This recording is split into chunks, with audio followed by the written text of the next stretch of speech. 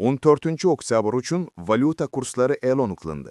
O'zbekiston Markaziy banki 2025-yil 14-oktyabr kuni uchun xorijiy valyutalarning rasmiy kurslarini e'lon qildi. Unga ko'ra, dollar 8,64 so'mga qimmatlab, 12.149,75 so'mni tashkil etdi. Yevro 30,30 so'mga qimmatlab, 14.087,40 so'm bo'ldi. Funt sterlin 66,15 so'mga qimmatlab, 16.203,85 so'mga yetdi. Rossiya rubli 1,03 so'mga qimmatlab, 150,44 so'm bo'ldi. Xitoy yuani 0,56 so'mga arzonlab, 1703,55 so'mga tushdi.